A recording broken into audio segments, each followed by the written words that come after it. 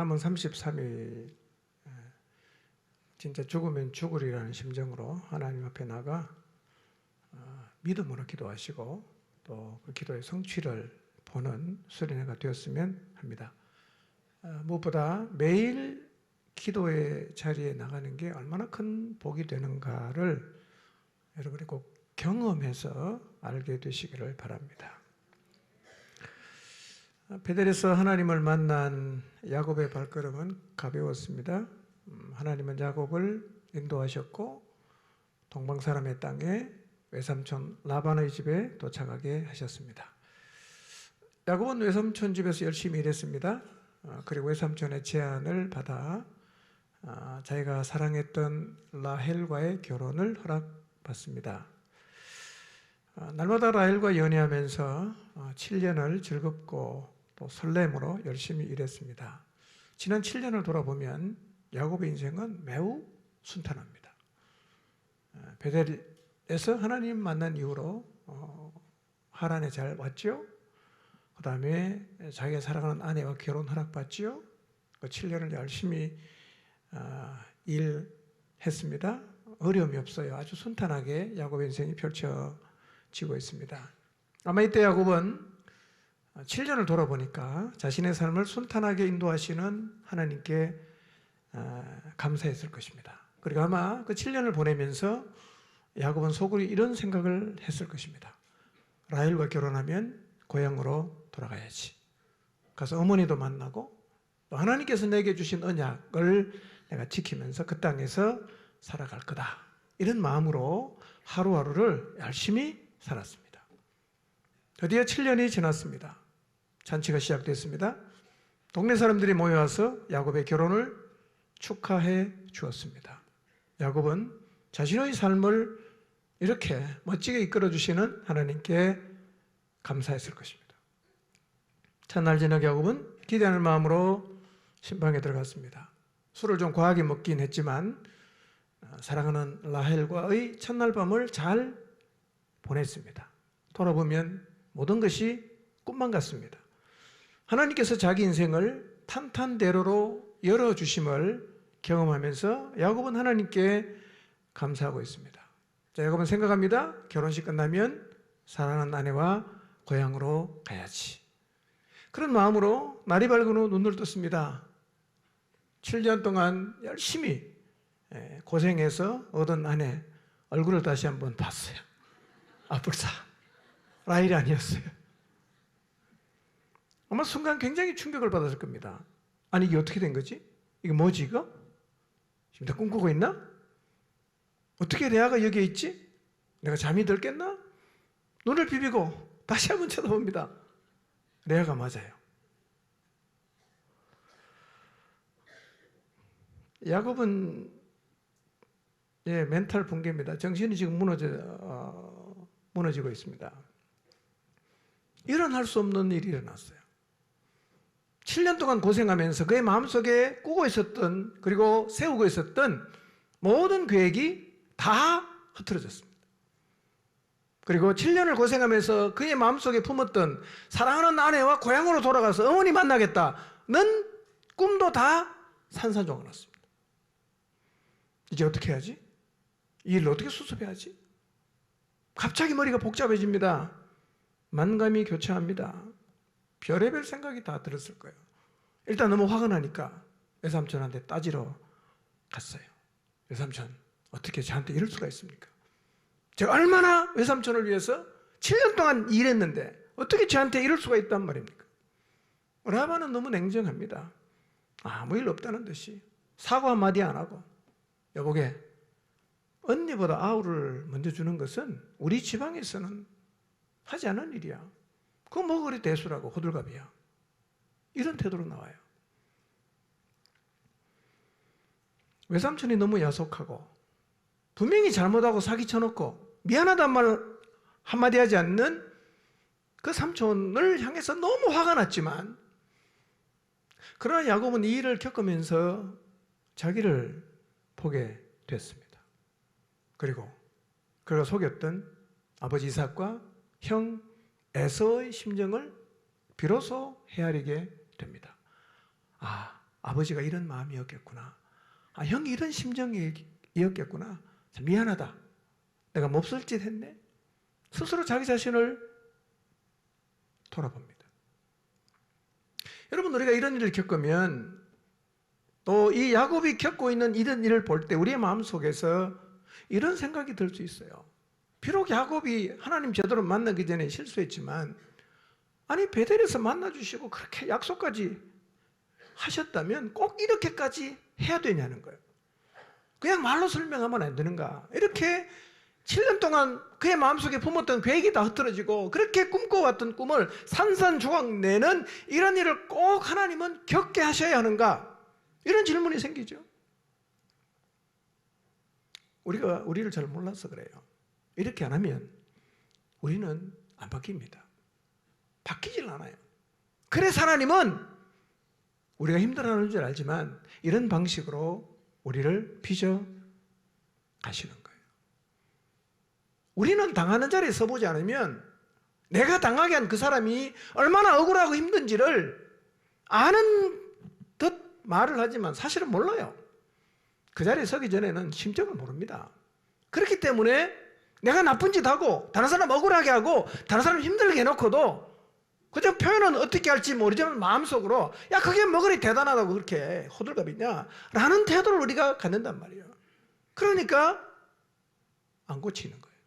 반복하는 겁니다. 또 하고 또 하고 이 사람은 억울하게 하고 저 사람은 억울하게 하고 계속 반복한다는 거예요. 이건 하나님 너무 잘 아세요. 그러니까 우리를 그 자리에 세우시는 거예요. 여러분, 야곱도 외삼촌에게 사기당하기 전에는 사람이 누군가에게 속는다, 사기를 당한다, 이게 얼마나 억울하고 분한지를 몰랐어요. 이제는요 확실하게 알아요. 얼마나 화가 나는지, 얼마나 힘이 드는지. 어떻게 알아요? 당해봤잖아. 당해보니까 아는 거죠. 여러분, 사기당한 사람은 너무 억울해하고 힘들어하고 막 그냥 밤에 잠도 못 자고 그냥 막 분을 싸기는데요, 사기를 친 사람은 대수롭지 않게 생각하는 경향이 많거든요. 어쩌면 야곱도 지금까지 자기 형을 이해를 못했을 수 있어요. 그만한 일로 나를 죽이려고 했나? 뭐 이런 생각을 했을 수 있습니다. 근데 자기가 당해보니까 진짜 칼 있으면 죽이고 싶은 그런 마음이 자기 속에 드는 것을 자기가 봤을 거예요. 당해보면 압니다. 당해보면 압니다. 그래서 하나님은 야곱을 쓰기 위해서 당하는 자리에 세우시는 거예요. 여러분, 혹시 하나님이 나를 빚으시기 위해서 이런 자리에 세우시면 분노하지 마시기 바랍니다. 이런 자리에 세우시면 내가 그동안 다른 사람을 힘들게 하고 억울하게 했던 일을 한번 떠올리시면서 하나님 앞에 회개하게 되시길 바랍니다. 그리고 내가 그 경험을 함으로 그게 얼마나 힘든지를 알았기 때문에 다시는 이런 짓 안 해야겠다 라고 내 행동을 멈추게 하시는 하나님께 감사하시기를 바랍니다. 우리 인간이 참 악하지만 그래도 다른 사람 눈물 빼지 말고 억울하게 하지 말고 속이지 말고 그렇게 우리가 살아가야 합니다. 여러분, 나는 뭐 상대방에게 뭔가 억울한 일 당하게 하고 나서 뭐 별로 우리는 뭐 문제의식을 안 가질지 모르지만요, 그 상대는 밤에 잠을 못 잡니다. 위장병 생길 수도 있고요, 우울증 걸릴 수도 있어요. 하나님은 두 쪽 다 보고 계시잖아. 잘못해놓고 그게 얼마나 잘못인지, 얼마나 상대를 고통스럽게 하는지를 모르니까 하나님은 어떻게 합니까? 징벌하시는 거예요. 니도 당해봐라 이거예요. 니도 당해봐라.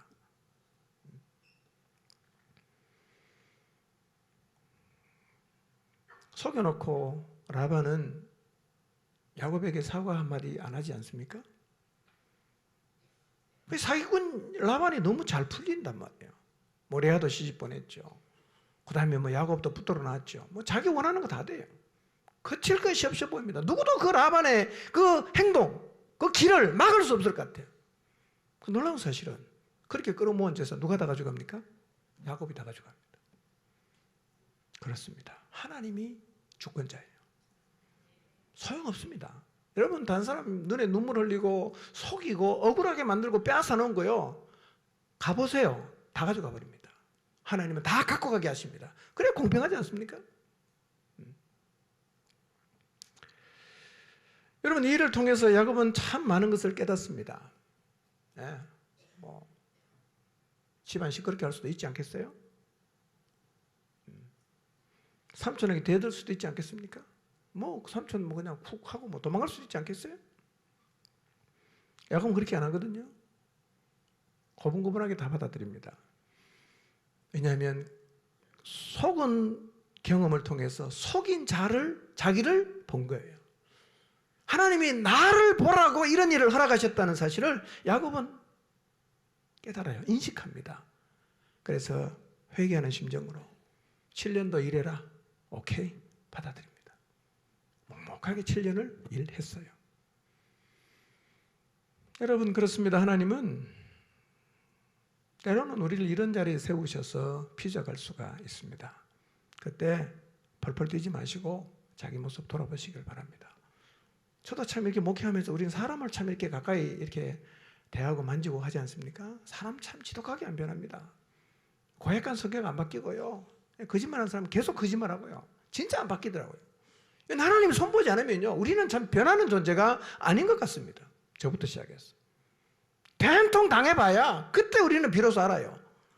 죽을 만큼 힘들어봐야 그때 비로소 안다니까요. 야곱이 라반에게 속는 이 사건이 주는 교훈은 심는 대로 거둔다는 겁니다. 여러분, 근데 심은 것, 우리가 심는 대로 거두게 한다는 말은 하나님 우리의 잘못을 용서하지 않는다는 말은 아니거든요. 하나님 우리의 죄를 용서하십니다. 여러분이 어떤 나쁜 짓을 해도, 어떤 죄를 지어도 하나님 앞에 전심으로 회개하면 하나님은 여러분의 죄를 다 용서하십니다. 다 하십니다. 걱정하지 마십시오. 그러나 우리를 하나님은 그냥 죄 용서하는 정도가 아니라 하나님의 나라를 위해서 살아가는 것을 보고 싶어 하시거든요. 그런데 그렇게 못하는 격으로는 쓸 수가 없으니까 하나님이 쓰기 위해서 나를 벌 주는 게 아니라 빚어가시는 거예요. 빚어가시는 거예요. 우리를 너무 잘 아시기 때문에 인간을 빚어가는 최선의 방법은 내가 뿌린 대로 한번 거두게 해보면 둥아리 필요 없어요. 그냥 다 배운단 말이에요. 그냥 다 깨달아요.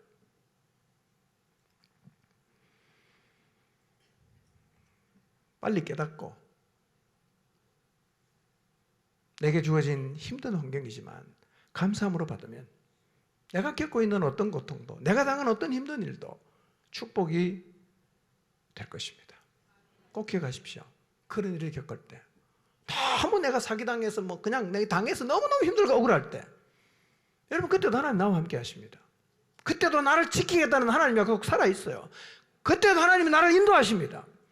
어떤 상황을 겪더라도 우리에게 주신 하나님의 약속은 절대로 무효가 되지 않는다는 사실을 믿으시기를 바랍니다. 절대로 무효가 안 됩니다. 여러분, 우리의 행동이 어떠한 것 상관이 없이 그분은 우리를 변함없이 사랑하십니다. 변함없이 인도하십니다. 지켜줄 거예요. 허락한 거 다 이룰 때까지 하나님 절대로 우리 떠나지 않습니다. 이 약속이 살아있어요. 그래도 하나님은 우리를 빚어가기 위해서 때로는 내가 심은 것 거두게 하십니다. 거두게 하십니다. 여러분, 이제 우리가 어차피 우리 인생을 살면서 뭔가를 계속 심어요. 과거는 어쩔 수 없고 이제부터라도 무엇을 심고 살아야겠는가, 이걸 한번 생각해 보시기를 바랍니다. 지금부터라도 선을 심으시기를 바랍니다. 상대가 계속 악으로 갚더라도 끝까지 선을 심어가며 사시기를 바랍니다. 억울하고 그 다음에 그냥 그만두고 싶고 포기하고 싶은 마음이 들 수도 있지만 성경은 말합니다. 낙심하지 마라. 때가 이르면 거둔다. 거두는 때가 있다는 사실을 믿으시기를 바랍니다. 결론입니다. 기회 있는 대로 모든 이들을 향해서 착한 일을 하십시오. 기회 있는 대로 모든 사람에게 선한 일을 하시기를 바랍니다. 더욱 믿음의 가족들에게, 믿음의 가정들에게, 여러분 목장 식구들에게, 공동체 안의 지체들에게, 주변에 예수님 믿는 사람들에게 착한 일, 선한 일을 심으며 살아가시기를 주님의 이름으로 축원합니다. 기도하겠습니다.